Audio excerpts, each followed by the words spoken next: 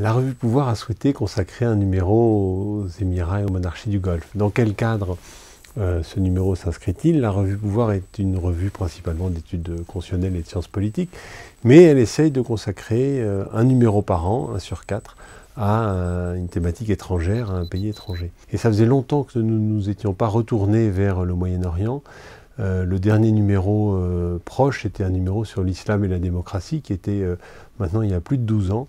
Et donc assez naturellement, compte tenu de l'actualité, nous nous sommes tournés vers Gilles Kepel et son équipe pour voir comment nous pourrions essayer d'aborder ce thème de manière pluridisciplinaire. Nous avons pu contribuer à la livraison de la revue Pouvoir consacrée aux Émirats et monarchies du Golfe grâce à tout ce qui a été fait à Sciences Po sur les pays du Golfe dans le cadre de la chaire Moyen-Orient-Méditerranée tout au long des années 2000, puisque de nombreux étudiants de Sciences Po sont partis étudier, faire des thèses sur ces questions.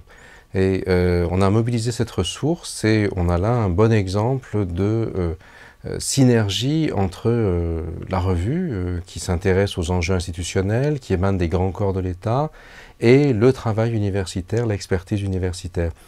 Ainsi, par exemple, Stéphane Lacroix, qui a écrit une thèse remarquable sur les islamistes saoudiens, a contribué au numéro. Également, Stephen Hertog, qui est quelqu'un qui a aujourd'hui professeur à la London School of Economics, qui est le grand spécialiste de l'économie du Golfe et de l'économie pétrolière.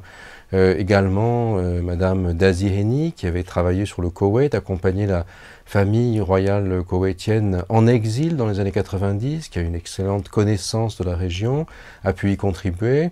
Et également, j'ai pu offrir une perspective plus large sur ce que c'était que le nœud gordien des pays du Golfe aujourd'hui. Depuis une dizaine d'années maintenant, ces pays, donc le Koweït, le Qatar, les Émirats arabes unis et le Bahreïn, ont su également gagner les pages culturelles, sportives ou celles traitant de l'éducation des médias occidentaux.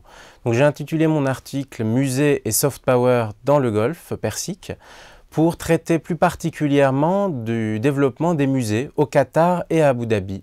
Et essayer de déconstruire l'idée que ces projets de musées dotaient ces deux Émirats en un soft power. Une des idées que j'essaie de défendre, c'est que ces projets sont apparus au lendemain d'une transformation politique majeure, la guerre du Golfe de 1990-91, et que plus que de doter le Qatar et Abu Dhabi d'un soft power, ces projets de musées les aident à réagir au soft power de leurs voisins. L'Arabie Saoudite pour le Qatar et Dubaï pour Abu Dhabi. La grande question, c'est de savoir ce qu'il est de l'avenir du Golfe, aujourd'hui où les prix du pétrole sont en train de s'effondrer, où la rivalité entre la rive iranienne et la rive arabe du Golfe est plus que jamais dans l'actualité. Et tout ça, évidemment, ça rend ce numéro particulièrement opportun et particulièrement intéressant. Nous organisons le lundi 9 février à Sciences Po, à 19h15, à l'amphithéâtre Émile Boutmy, un débat complètement inédit en France entre deux acteurs politiques et culturels du Golfe, l'ambassadeur des Émirats arabes unis, Omar Robache, spécialisé dans l'explicitation de la politique de son pays, et le professeur Mahmoud Sareoul Kalam, professeur à l'université Shahid Beheshti de Téhéran, autour du présent et de l'avenir du Golfe face aux défis qu'il rencontre aujourd'hui, un débat en anglais intitulé Assessment and Perspective, qui aura lieu donc à Boutmy le 9 février. Sciences Po.